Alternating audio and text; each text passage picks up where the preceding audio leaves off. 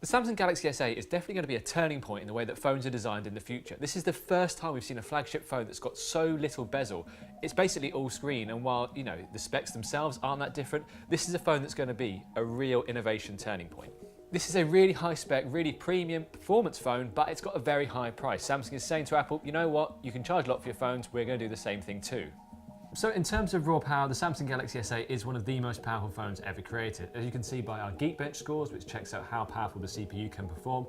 In terms of multi-core, the raw power, it's among the best scores we've ever seen on the device. In terms of single core, where you've got your more basic day-to-day apps, this is where the iPhone shines, and Samsung still hasn't quite beaten that. But in terms of out-and-out raw power, the Samsung Galaxy S8 is the best we've seen. However, in day-to-day use, do you really need that much power? If you're opening, for instance, a really high-intensity graphical game, most phones can do that pretty well already. You don't need this much raw power day-to-day, so really, this feels like Samsung hitting a spec for the sake of it. There are three ways to unlock the Samsung Galaxy S8. Firstly, you've got the fingerprint scanner. It's no longer here at the bottom, it's on the rear of the phone. Unfortunately, just a little bit out of reach. While the fingerprint scanner is rapid, it's just too hard to use day to day, and you have to move the phone around a little bit too much in your hand. And the next one is the iris scanner. So a quick swipe will open up the iris screen. Not a fan of this because you have to open your eyes quite wide to make sure it's accurate, although when it does work, it is rapid. The third version is facial recognition, which we'd say you can just completely ignore because A, it's not as secure, can be spoofed with a photo of your face, and in low light situations in the dark, just does not work. One of the features we're enjoying about top-end smartphones at the moment is stereo speakers, so either having one at the top and at the bottom or one below the screen itself. Samsung's gone for just a single firing speaker at the bottom, and you could say, well, what does that matter? Why do we need multiple speakers on phones? But it is quite a nice feature to have, whether you're watching movies and having sound firing forwards, or when you're listening in the kitchen while making dinner. Having a decent speaker does make a difference nowadays, and while Samsung hasn't done anything particularly wrong, it doesn't feel like it's really pushing at the sharp end of smartphone design. I really don't understand what Samsung's doing by having Bixby on the phone this early on. By having a dedicated Bixby button on the side, it's basically saying this is a key feature of the phone. But what we've got just doesn't make a lot of sense. You've got Bixby Home, which is a fairly attractive screen on the side of the home screen, telling you important information, giving you key updates in a kind of Google Now Cards way. But things like Bixby Vision, which uses the camera to work out what it's looking at, or Bixby Reminders, just don't make a lot of sense. And with no voice recognition at the moment, and possibly not coming to the UK for much later, it's hard to see what Samsung's doing by having this on the phone so early on and making a big deal out of it. It just feels a bit like bloatware right now and something for the future. In terms of the battery life, Samsung's whacked a 3000 mAh power pack in here, which is the same as the Galaxy S7.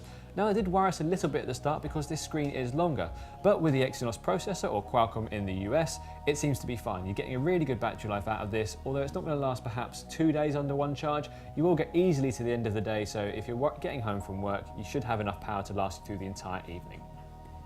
In terms of the camera, Samsung's stuck with the 12 megapixel sensor that it had last year. It's slightly upgraded, but ultimately the specs are very similar. When you look at the side, the phone itself, the camera sensor is flush to the back of the phone. There's no unsightly camera bump, so when you've got it on a desk, it's not wiggling around. In terms of the camera quality, well, it seems very similar to last year, but Samsung had one of the best camera phones on the market, so that's no bad thing. In terms of the tweaks, we have noticed that it's slightly better in low light, but as a result, some of the pictures are a little bit overexposed. So ultimately you're getting very quick, very clear, very sharp snaps, but some of them can have a little bit too much light bleed. I mean, one of the main reasons you'd buy this phone is for the screen. It's just, it's stunning. The fact that it's got this new infinity display design that means it curves around the edges of the phone means it looks completely different to anything else you can buy on the market right now. And one of the favourite things I like doing with it is just watching films, because by having those black bars at the side taken away, everything feels that much more immersive. It just feels like a phone from the future rather than just another black rectangle that we're used to seeing. In terms of the design of the phone, Samsung's done really well here because, again, everything's curving really nicely away and it feels very rounded, feels very futuristic, and in the hand it feels light as well. So basically it's a phone that you'd expect to be paying this much money for, and while it is expensive, the design does kind of justify the price.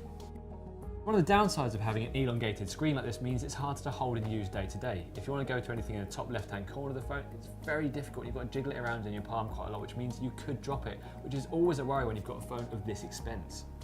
Should you buy this phone? Well, there's one reason and one reason only, and that is the infinity display. It's a real turning point in the way that phones are manufactured and designed, and Samsung is basically decimating anything else any other phone manufacturer has on the market right now. But with that screen does come a very high cost, so you have to be sure you want to pay this much money for a phone of this quality. Now, in terms of the screen, you can go bigger. You could go for the Galaxy S8 Plus, and we've got a couple of videos for you on that. You can compare it to the Galaxy S8, or you can see how long the battery will last in our in-depth test. As ever, we want to hear from you. Let us know in the comments below if this is the phone you're going to buy or if Samsung's gone completely crazy. As ever, thank you for liking, thank you very much for subscribing, and keep it locked to Tech Radar because we bring you the phones you want to see.